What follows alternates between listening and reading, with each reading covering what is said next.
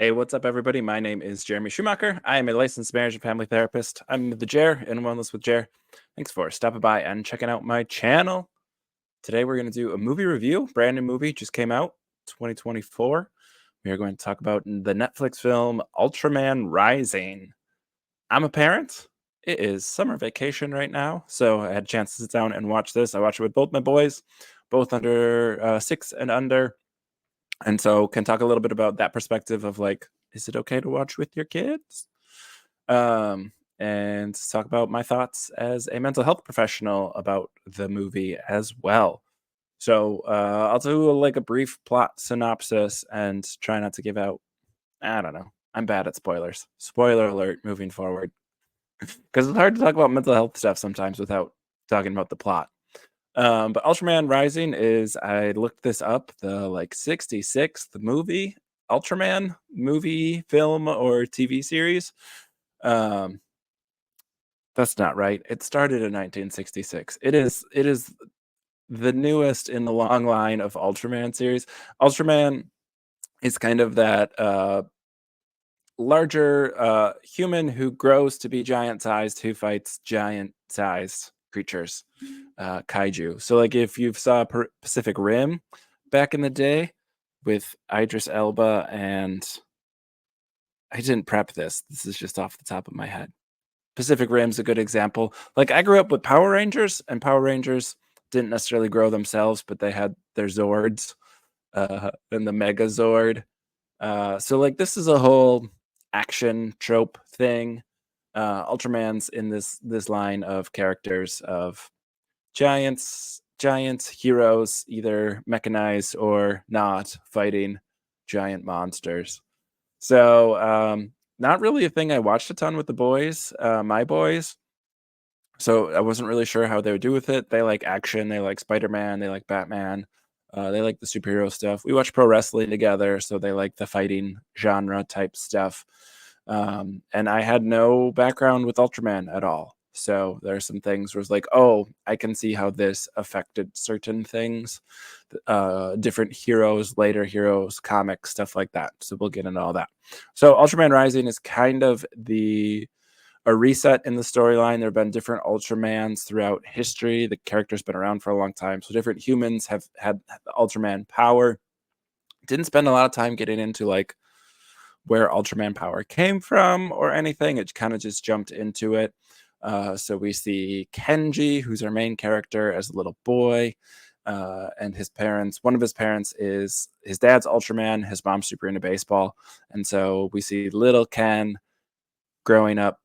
Is he going to choose baseball, or is he going to choose to be a hero like Ultraman? He loves Ultraman as this little kid, and he also loves baseball. Which one is he going to choose?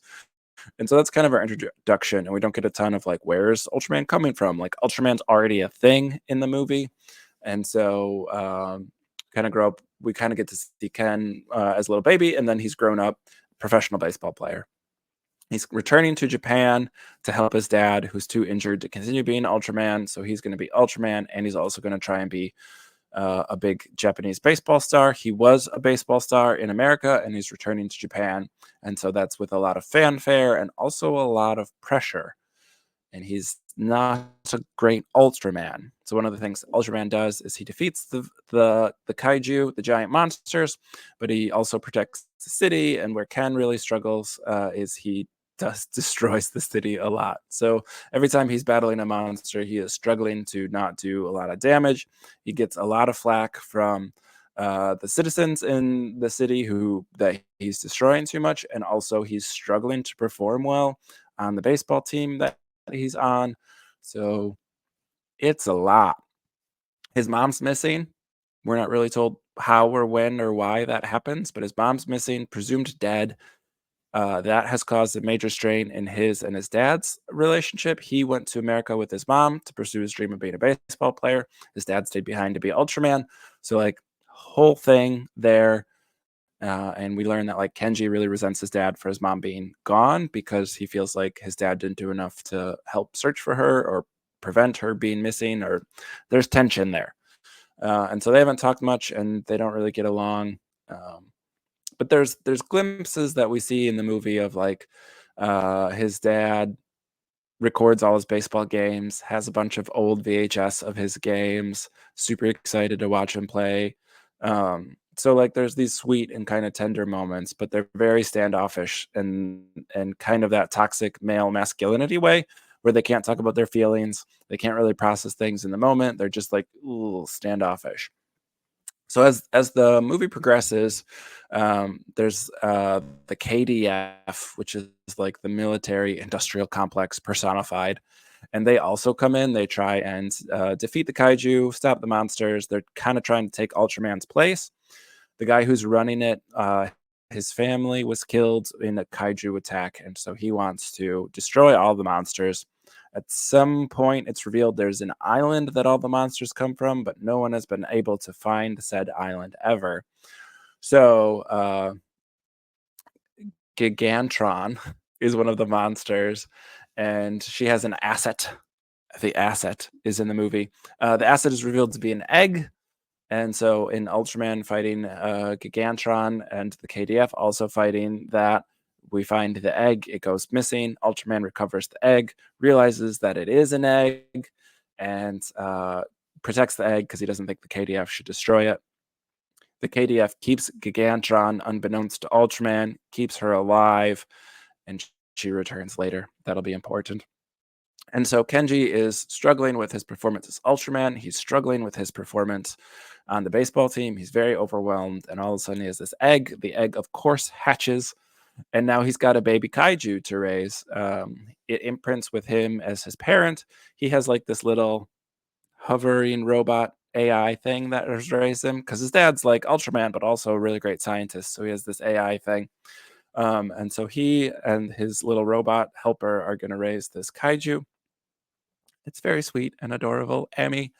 And so there's a lot of like there's a lot that this movie packs in without being real preachy. There's a lot about like burnout culture. There's a lot about unrealistic expectations. There's a lot about intergenerational expectations and whether that is a good or a bad thing. And then Kenji also has this like parenting role that he's going through, but because he's parenting a kaiju and not like a human, there's some fun things with that. But it really it says a lot. It covers a lot in the movie without again being like too hit you over the head with it. Again, I'm watching it with two kids, and both my boys were entertained with it. My 3-year-old got a little scared with some of the kaiju, but nothing like overwhelming. No tears, no needing to stop. We usually power through those things, and are like, well, let's watch and see what happens. He's pretty brave if his older brother is sticking with it. So both boys really liked it. It was pretty exciting for them. Um, but yeah, like I thought the family dynamics were pretty realistic portrayal of that kind of tension in families, but without directly confronting it. And again, I'm not sure. I took this movie. Maybe this is like a very American of me, but I took this movie to kind of be like the introduction of Ultraman, the character, to an American audience. Um, a new Ultraman. So I thought the family dynamics were good. I thought there was like that realistic component to what I would say is American culture, perhaps Japanese culture. I'm not as knowledgeable in that area. But in the Midwest anyway, like we don't talk about feelings. So like Kenji and his dad's relationship seemed very familiar to me, both in how my family doesn't address issues and how I see a lot of my clients. I'm in Wisconsin in the Midwest. So like very much like don't talk about your feelings. You just deal with that shit on your own kind of thing.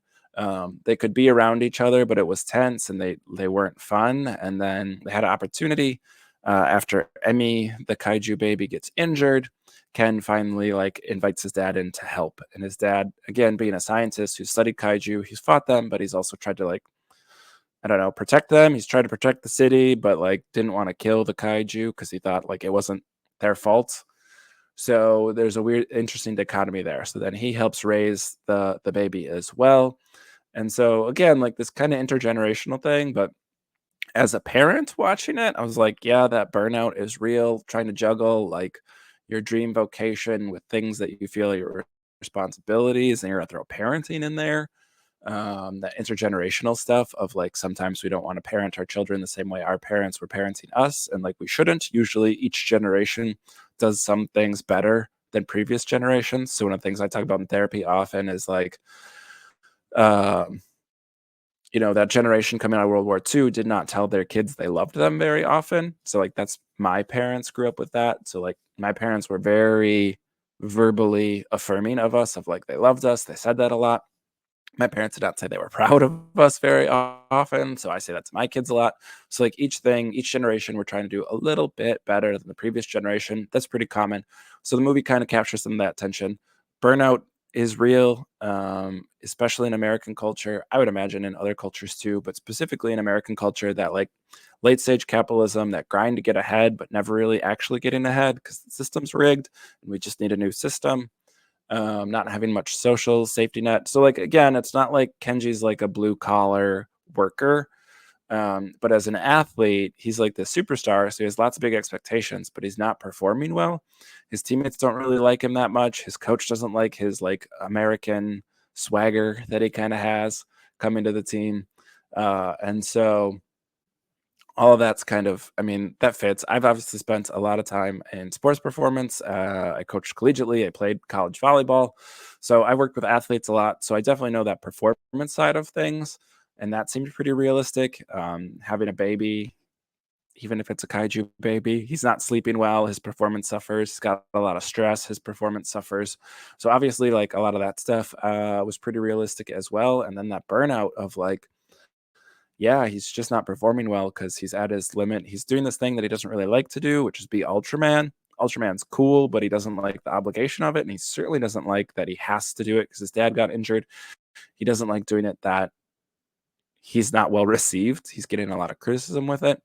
So I thought all of that stuff, like the commentary on burnout culture, how we need support systems, Kenji reaching out to his dad's really important to his performance. Kenji reaches out to a reporter who's like kind of hard on him, like a stickler for like, why'd you come back to Japan? What's wrong with like, you were just about to win a championship. You have all these personal accolades, but no team championships. Maybe you're not a good team player. So this reporter is kind of like hard on him, and he ends up reaching out to her because she did kind of push him a little bit, and he feels like, and she's also a parent, and so he's like, how do you do all of this? So I thought the movie did a nice job of like, right, we need support. We need not just robot AIs, but other human connection too. Although the robot in the film's pretty cool. Um, so all that's going on, and Kenji goes through all this growth. He's raising the Emmy, he's raising the kaiju baby, he's reconnected to his dad a bit, and through that, he becomes a better teammate. He starts helping his teammates instead of trying to show them up. He becomes a better teammate. His team starts performing better. He and his dad are take Emmy away to like a cabin to study her more. She's going through a growth spurt. So they're trying to figure out what her powers are going to look like and how are they going to keep her safe. And then the KDF finally tracks down where she is. She gets out. It's a whole thing. The movie's really, I mean, it's entertaining. There's some depth to it. I'm not saying it's going to win like an Oscar or anything, but like it's good for a kids movie. And so the KDF finds it, and that's where we see that like they've brought back Gigantron. I feel like I'm pronouncing it different every time I say it. And it's kind of depicted as it's like mecha, right? So like Mecha Godzilla, Mecha Mothra, like this is the thing. Like sometimes giant monsters come back in robot form, but actually it's like a robot suit, and Gigantron's still in there. And so Ultraman's fighting, hurts Emmy, and he gets mad, so he's protecting Emmy, and he starts breaking through the armor, and he sees that it's the real Gigantron in there, which is Emmy's mom. The KDF is trying to have Emmy lead Mecha Gigantron to Kaiju Island so they can blow it up. So like that's the evil plan. And so Emmy and Gigantron are communicating via echolocation, which is how they communicate. That's like their creature sense. And then they're naturally returning to the island. So the KDF is trying to follow it there. At this point, the KDF blew up like the cabin that Kenji and his dad was at. Very pivotal moment. The AI is destroyed. We assume Kenji's dad is also dead. He was injured before this. and even more now. But he comes back as Ultraman, Ultra Dad. He's got a mustache on his Ultraman giant. It's pretty cool. Um, Pretty baller mustache. I just trimmed my facial hair up, but my kid kept being like, "Daddy, he's got a mustache as big as yours," um, which is cute and adorable. So, yeah, so they team up and they work together. That's like the big thing that Kenji has learned throughout the movie is like working together. They stop the KDF from killing Gigantron or Emmy. They also stop them from following. Hooray, hooray, hooray. They find Kaiju Island and return the Kaiju there and are like working to make it peaceful. I think the movie kind of ends a little abruptly on that plot point. And then we get a post credit scene. There it is. A post credit scene, mid credit scene. You know, how all the Avengers movies have those scenes in the middle of the credits. So that's a whole thing where it's like a message from outer space that Kenji's mom is still alive. So setting up, assumably, the next movies in the series. Um, Sorry, I feel like I keep checking my recording, but it seems really glitchy. So hopefully the video quality turns out all right here.